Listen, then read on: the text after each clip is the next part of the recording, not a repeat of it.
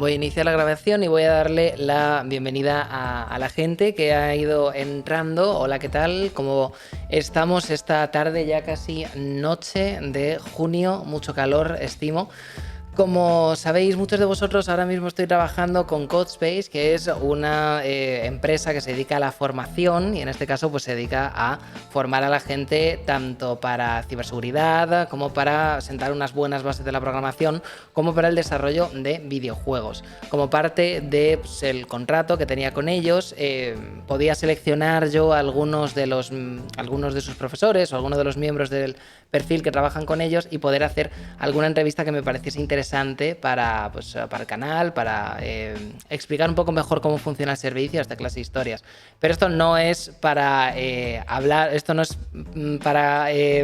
de cosas rollo matrículas o cosas de estas y venderos el rollo, sino que esto es simplemente pues hablar con una de las profes que enseñan videojuegos dentro de Codespace y hablar un poco de videojuegos, hablar un poco de cómo ser game dev, hablar un poco de cómo se aprenden o se mete la patita dentro de este mundillo y hablar un poco pues de cómo se da ese paso, vamos a decir, de ser jugador o ser simplemente alguien que disfruta esto por hobby y pues se introduce un poquito más en lo que ocurre entre bambalinas. Entonces, os voy a presentar a la entrevistada de hoy, es Elena, la podéis encontrar en @ElenaImagineer, pero tenéis el tag en la descripción y pues por todas partes donde se comparte este link, así que probablemente los hipervínculos ya hayan hecho lo suyo.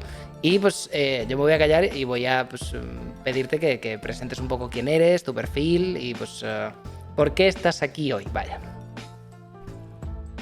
Bueno, pues en primer lugar, muchas gracias por la invitación. Estoy encantada de estar aquí con vosotros. Yo soy Elena, desarrollo videojuegos y proyectos de realidad virtual. Os cuento brevemente mi historia para que os pongáis en situación. Yo estudié ingeniería industrial aquí en la universidad en Málaga, yo soy de Málaga. Cuando salí estuve trabajando en una oficina técnica de aquello que había gustado, de aquello que había estudiado, pero aquello no me gustaba, ¿no? Yo siempre he vivido enamorada de los videojuegos. A los 9 años me regalaron una Mega Drive y desde entonces soy una apasionada de los videojuegos. Y pues me lié un poquillo la manta a la cabeza y decidí dejar el trabajo, hacerme autónoma y dedicarme al desarrollo de videojuegos. Con los conocimientos que había adquirido en la carrera, tanto de programación como de física y matemáticas, por ahí hice un poquito de autoaprendizaje con el motor Unity, que es el que uso yo para desarrollar videojuegos. Me lo aprendí por mi cuenta, ya digo, me lié un poco la manta a la cabeza y empecé a desarrollar productos, videojuegos para clientes, donde viene un cliente y te pide un videojuego personalizado. Y poquito a poco pues fui cogiendo experiencia en el desarrollo de videojuegos, en el ciclo de vida del producto. Esto fue 2012, 2013 o 2014, ya 6 o 7 años. Y bueno, por el camino también pues me encontré con la docencia. Y al final no lo tenía previsto de primera hora, pero me la encontré por el camino y resultó que me llamó muchísimo la atención y me gustó muchísimo el compartir los conocimientos con otras personas y el intentar que otras personas pues, que también quieran meterse en este sector pues puedan hacerlo. Lo de dejarlo todo y darse de alta como autónomo es algo que yo he hecho también y da mucho miedo. O sea que te felicito por ser otra sufrida que da ese paso hacia adelante. Sí. Gente, si mientras estamos hablando surgen dudas o lo que sea de algo, al final haremos una rondilla corta de preguntas, así que podéis apuntarlo o lo que sea. Porque si le me acaba de preguntar, dice una cosilla rápida, ya que eres desarrolladora de VR. Es que soy muy tonto, la librería de VR para Unity es horrible de entender. Entonces contestamos esto ahora, pero luego después las preguntillas estas dejarlas para el final y así estructuramos la entrevista con que no sea simplemente pues salir a la aventura y vamos construyendo un poquito lo que queramos decir. Pero bueno, ya que lo ha dicho, pues ¿qué opinas sobre lo que nos dice? Yo la librería de VR de Unity directamente no la uso, o sea que sí, no la uso.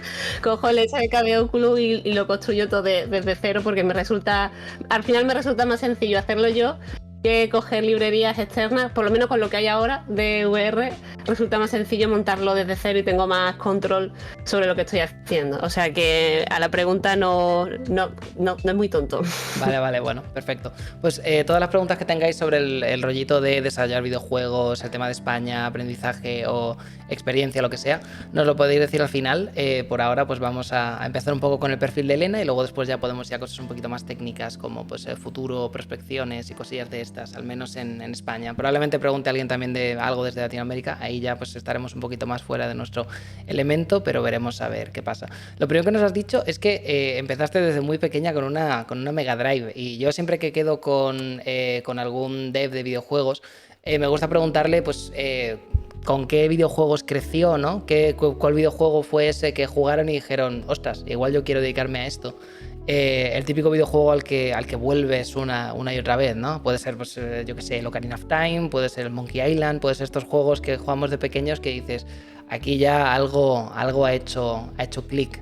Entonces, en tu caso, tú es que estás una generación de consolas antes que yo. Entonces, los ejemplos que yo te doy, a lo mejor no se corresponden a lo tuyo, pero intentaré ni que sea pillar la referencia. Vale, no, de todas maneras sí que empecé con la Mega Drive y de pequeña, bueno, pues lo típico, el Sonic, el Aladdin, el Rey León son los que más recuerdo jugar, pero los que me empezaron a marcar de verdad fueron ya con la Play 1, Final Fantasy VII, toda la saga Final Fantasy, pero empezando por el Final Fantasy VII, que es el primero que jugué, saga Resident Evil, saga Tomb Raider, y ya después, como bien decías también, el Zelda y el Ocarina, que lo has comentado y también es uno de mis juegos favoritos. Digamos que estas sagas son las que yo más recuerdo, con las que he crecido, y son juegos que he vuelto una y otra vez. Ya sí que más de adulta, digamos, uno de los juegos que más me ha marcado actualmente es el de las sofás. Sí que también ahí, sí, con la historia que tiene, telita, es un juego que también vuelvo una y otra vez. Un juego así también que al final, alguno que me haya dicho quiero dedicarme a desarrollar videojuegos, no, porque es un poco como muy general, ¿no? Siempre me ha gustado jugar muchísimo a videojuegos, no solo juego a AAA como se llame, sino también consumo mucho indie, porque son juegos muy diferentes, con mecánicas, historias diferentes, etcétera. Así que al final era un poco mi pasión por el sector en general, ¿no? Lo que me llevó a dedicarme a ello. Vale, genial. Ya sí, pues lo dicho, el Rey León y Aladdin sí que los he jugado. Yo no los he jugado en su consola propia, los jugué ya en, pues eso, en los packs estos de emuladores o por ahí que pulaban en los 2000 y pico, porque no, la primera consola que tuve yo también fue la PlayStation 1, entonces jugar a todo lo de antes era bastante complicado, si no lo pillabas ya 10 o 20 años después de que hubiesen salido. Pero sí, no, comprendo perfectamente el Tomb Raider justo no, porque era más para PC, pero Resident Evil y Final Fantasy también han sido sagas súper que he tenido siempre en la consola desde chiquitito. O sea que está bien. Yo, esos juegos no me llevaron tanto a pensar en, me quiero dedicar al desarrollo, pero sí que me llevaron a querer escribir y querer diseñar y hacer cosillas para juegos de mesa, que muchas veces hay un paralelo, vamos a decir, muy obvio entre lo que haces cuando estás con un juego de rol de mesa y lo que haces cuando estás diseñando el concepto de un videojuego, porque al final estás preparando algo y moviendo monstruos, encuentros y puzzles y lo que sea. La diferencia está en que yo no tengo esa interfaz, yo simplemente es pues hablarlo y que la gente sepa lo que quiere hacer y tirar los dados para que sean ese algoritmo, vamos a decir, los dados, esa inteligencia artificial que nos calcule las probabilidades, pero quitando eso sí que fueron sagas súper importantes para pues picarme en el gusanillo este de los juegos de rol y el RPG y cosillas de estas. Pero en mi caso no tuve ese momento, vamos a decir, de pasar del me gustan los videojuegos al pasar al quiero dedicarme a los videojuegos. Pero en mi chat sí que muchísimas personas tienen ese momento de decir me gustan los videojuegos, son mi pasión, son mi vida y creo que quiero dar el paso y me quiero dedicar a aprender esto. Tú nos has dicho antes que empezaste a trastear un poco a tu bola por Unity. ¿Cómo es eso? Porque estimo que en tu caso fue, me gustan y quiero ver si me puedo dedicar a algo más, pero fuiste un poquito con una mano delante y la otra detrás, a pegarte contra directamente el programa. Sí, yo me tiré a la piscina, no sabía si había agua o no, yo me tiré y dije, vamos a ver qué pasa aquí, ¿no?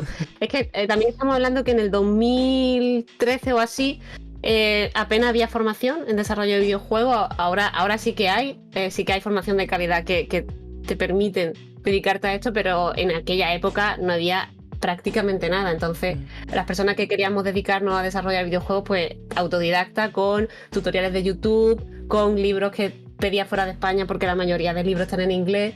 Entonces sí que era un poco buscarte la vida. Era, bueno, voy a bajarme el programa, voy a ver, voy a intentar hacer algún curso online o una serie de tutoriales de YouTube y voy a ver qué sale de aquí y qué puedo hacer, ¿no? Entonces, pegarte muchos palos, porque al final, aunque Unity tiene una gran comunidad, sí que es verdad que cuando algo no te sale, no tienes a nadie que te ayude, ¿no? Que al final en un curso lo bueno es que tienes el profesor o profesora que te dice, no, mira, esto se hace así, esto se hace asado. Si no tienes a nadie que te guíe, pues claro, estás tú ahí pegándote cabezazos contra la pared, intentando resolver los problemas, intentando aprender. Así que sí, fue un poco eso, tirarse a la piscina, pero en esa época tampoco tenía muchas más opciones. Así que bueno, quise probar y salió bien. Oye, pues me alegro mogollón. Para alguien que quiera meterse dentro del mundillo de desarrollo de videojuegos, ahora que decimos que hemos formación y que es un poquito más sencillo entrar, ¿cuáles son los retos que se va a encontrar más allá del obvio que es aprender a operar en Unity o en Unreal o en cualquier cosa? Porque esto es un poco como, volviendo otra vez al ejemplo que ponía del tema de Dungeons and Dragons o juegos del palo, te tienes que aprender las reglas, te tienes que aprender las matemáticas y tienes que aprender cómo funcionan los monstruos, pero luego también tienes que aprender a diseñar algo que tus jugadores se lo vayan a pasar bien jugándolo, tienes que aprender muchas veces a contar una historia, tienes que aprender, mucha gente lo hace, a dibujar un poco para meterles en esa atmósfera. Entonces, cuando jugamos un videojuego hay tantísimos campos que estamos todo el rato, diseño de sonido, diseño de niveles, todo el arte 3D o lo que sea que hay por ahí, el tema de las mecánicas que obviamente tienen que tener una base para que todo lo demás a su alrededor funcione, gente que se puede dedicar a ponerle la voz a los personajes, que ya es otro melón completamente diferente. Entonces, cuando estamos hablando de, en España ahora hay más opciones para aprender a hacer videojuegos, ¿a qué nos estamos refiriendo? ¿Qué cubrirían unas bases, vamos a decir, para poder empezar a movernos por este mundo? Pues lo primero es definir tu perfil, porque bueno, como bien acabas de decir, tenemos la parte de pues generar el guión, los niveles, ¿no? Toda la parte más de game design, de diseño de juego. Después está la parte de programación, que es la parte que yo hago, no toda la parte de código. Después está el artista 3D, el artista 2D, el músico. Y ya después hay otras patas que que suelen gustar menos, pero al final que también son necesarias, como la parte de marketing, de venta, ¿no? Porque al final, bueno, si vas a trabajar para una empresa de videojuegos, pues sí que vas a entrar con un perfil técnico específico, pero si quieres montar tu propio estudio, sí que tienes que tener en cuenta que el videojuego es un producto que tienes que vender, ¿no? Pero atendiéndonos a los perfiles más del desarrollo del producto, primero es ver en qué perfil encajas, si en la parte de arte, en la parte de programación, en la parte de diseño de juego. Una vez que has decidido cuál es el perfil que encaja, es buscar una formación adecuada, ¿no? a tu perfil, ¿no? Por ejemplo, en Codespace, nuestro bootcamp está centrado en la parte de programación. Nosotros damos Unity y estamos súper centrados en la parte de programación con C#.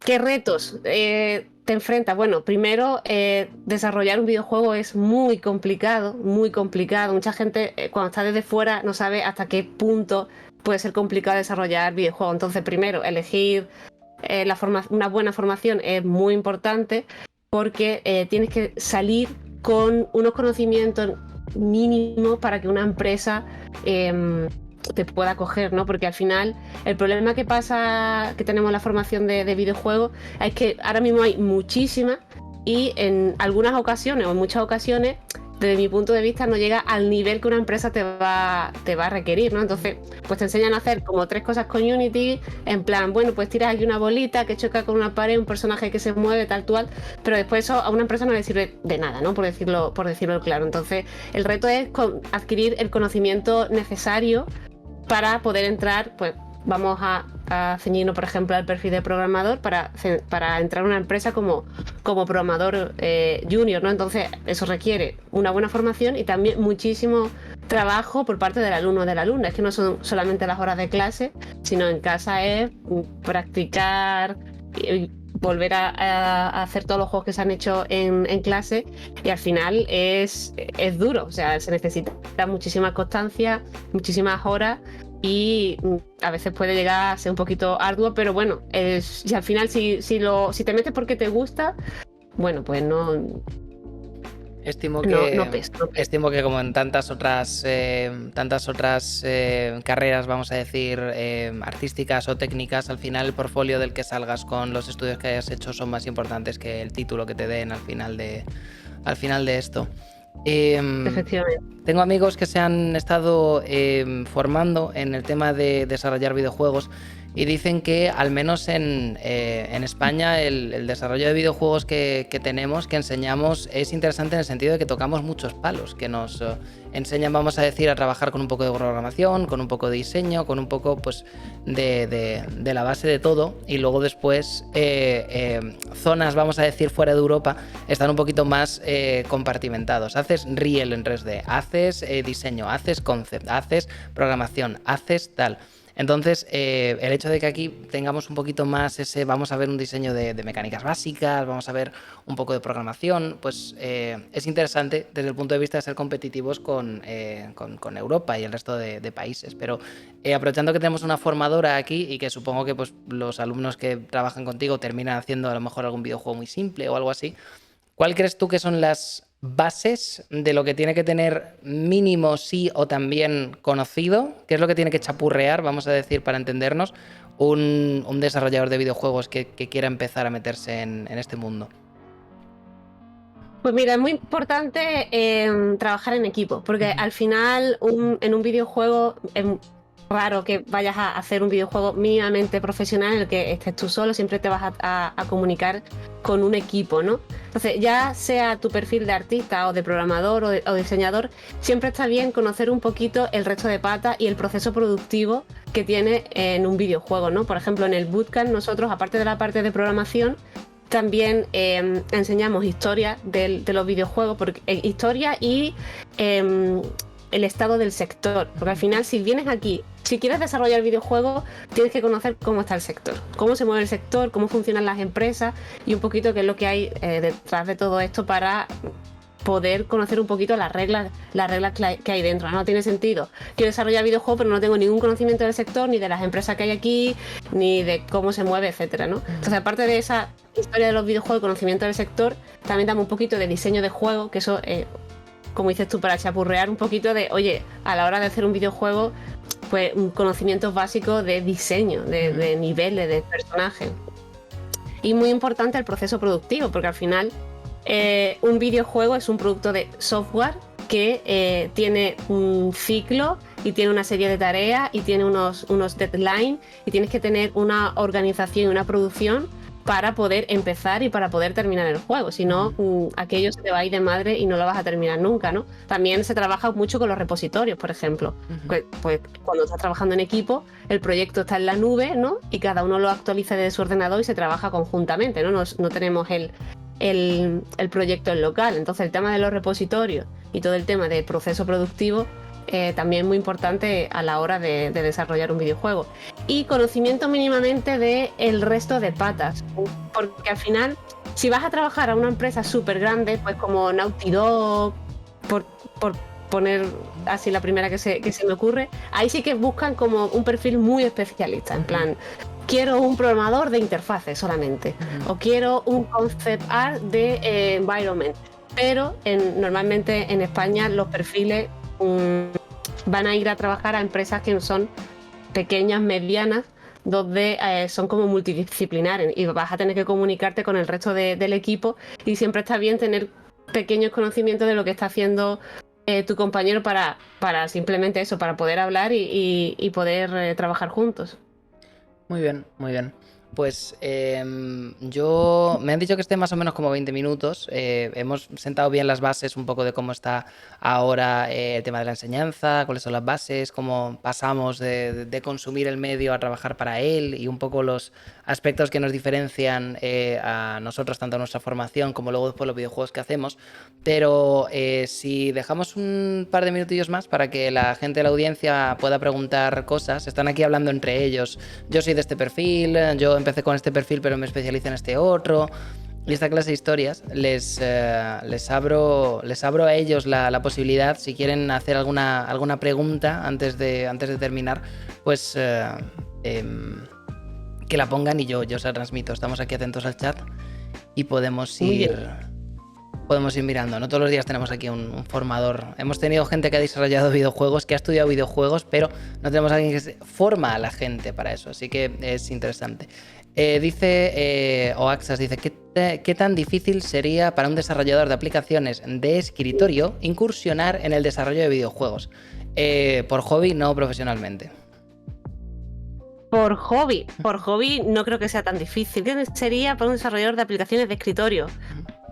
No sé exactamente qué lenguaje de programación usa, pero por hobby no, porque al final cuando quieres desarrollar videojuegos por hobby y no tienes ninguna pretensión de tengo que comercializarlo y tengo que ganar dinero, etcétera, no suele ser muy complicado. Le recomiendo que empiece a echarle un ojo de forma a los tutoriales que hay en la propia página de Unity, a ver cómo se va viendo, y que si eso le interesa y se ve preparado, que ya busque una formación como más específica, pero vaya, así sin problema. Muy bien, muy bien. Preguntan también por aquí, una vez se termina de desarrollar un videojuego, ¿qué casos son necesarios para publicarlo y todo? ¿Qué pasos son necesarios para publicarlo y todo? Dependiendo de la plataforma. Si estás en PC, pues lo vas a querer publicar en Steam. Si es para móvil, lo vas a querer publicar en Android o en iOS. Entonces, dependiendo de la plataforma, vas a necesitar unos pasos u otros, y son, pues unos pasos a otros, pero al final, ya sea Steam, ya sea iOS, ya sea Android, vas a tener que publicarlo en la plataforma web, y lo más complicado no es publicar la plataforma web, sino es hacer todo el trabajo de marketing. Porque al final, si quieres vender tu juego, tienes que hacer todo el trabajo de marketing. Entiendo. El rollo de marketing, yo trabajo también con patrocinadores que simplemente están de intermediarios intentando producir, publicar o simplemente pues hacer la campaña de marketing para gente que tiene videojuegos muy chulos pero que por lo que sea no consiguen llegar al público que toquen, y es también una movida. O sea, es otra empresa, vamos a decir, prácticamente única para mover videojuegos que ya están hechos. Así que no sé hasta qué punto el hacerlo uno solo es una tarea demasiado titánica. Pero bueno. Nero dice que todo conocimiento sirve, pero en el tema de arte, ¿qué target se busca normalmente? ¿Qué conocimientos necesitarías para alguien que se quiere meter a hacer arte de videojuegos, arte para videojuegos? Arte, bueno, vas a querer... Sí, puede que se escuche a mi niño por ahí de fondo llorando. No pasa nada. La parte de arte, sobre todo aprender Blender, Maya, 3D Studio. Nosotros no tocamos esa parte, pero al final son programas de 3D que te van a enseñar toda la parte de modelado, textura, OV. Vaya, esa la parte de arte yo la tengo, la toco menos, sé un poquito de qué va, pero bueno, la toco menos. Dice por aquí Cold que una duda que tiene hace mucho, ¿cómo se explica la magia negra de que la gente que se van con un juego ellos solos tipo Stardew Valley o Elysian Tale? Ahí creo que Perdona. Sí, decía Cold que no se explica la magia negra que hace que haya gente que sea capaz de hacerse un juego ellos solos, tipo Stardew Valley o lo que sea. Ahí supongo que es una mezcla de tocar muchos palos, talento y estar bastante loco. Y muchas horas, y dormir poco, y mucho sacrificio de fines de semana, y al final te quedas como sin vida y estás súper centrado en el juego y no haces otra cosa, ¿no? Entonces, bueno, es un poco...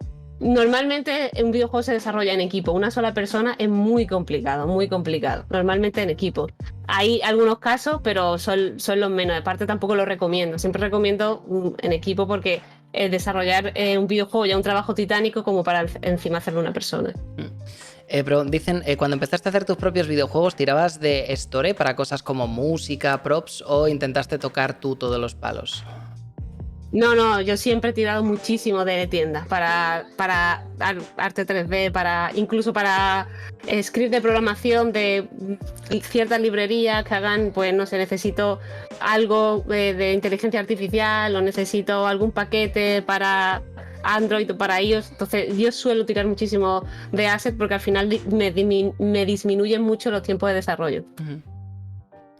Luiso decía que estaba estudiando para ser ingeniero de software y que una vez terminase el grado, si había algún rol para él en la industria o por narices va a tener que especializarse.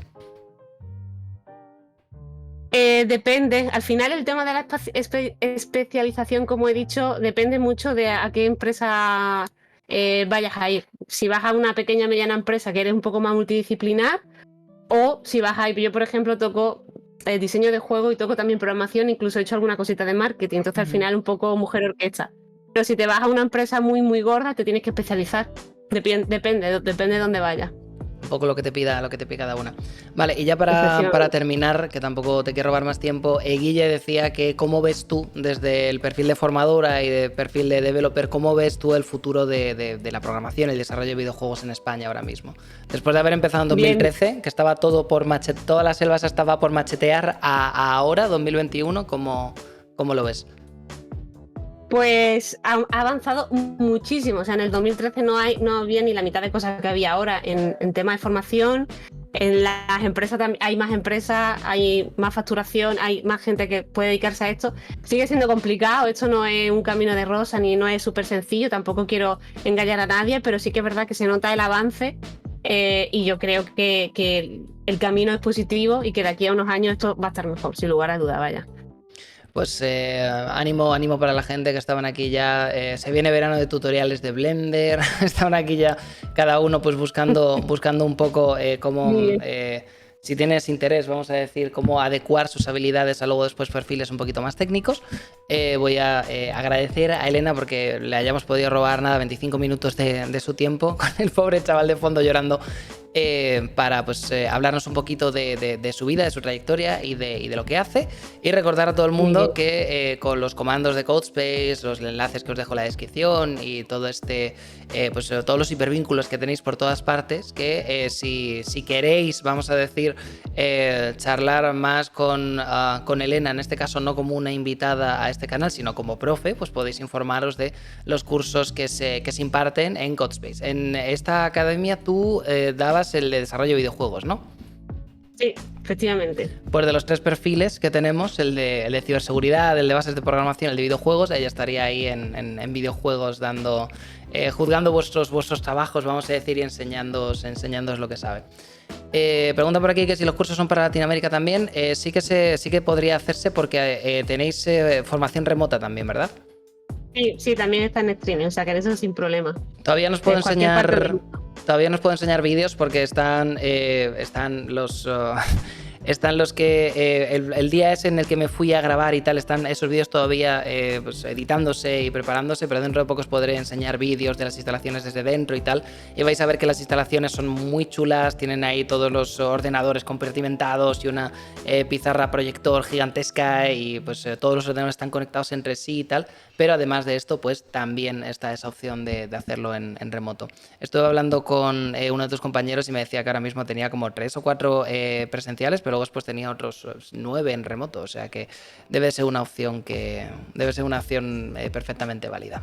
Pues muchas gracias por venir, Elena, no te voy a robar más tiempo. Gracias por contarnos un poquito de tu trayectoria, de lo que haces y de pues, cómo ves todo este mundo al que te dedicas, para el que formas en nuestro contexto. Y pues si quieres decir algo más, adelante, y si no, te dejo que vuelvas con tu chaval que estaba creo, requiriéndote.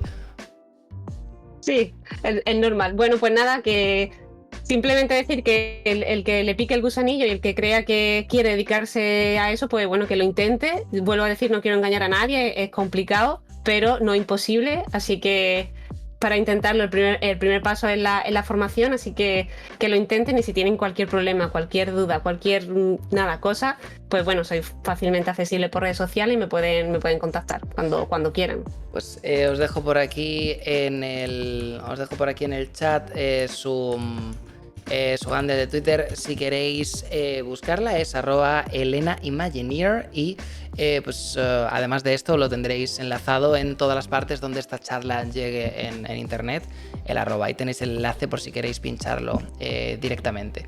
Y nada, corto por aquí. Muchísimas gracias por haber venido y lo dicho, mucha suerte al que se anime. Muchas gracias. Hasta luego.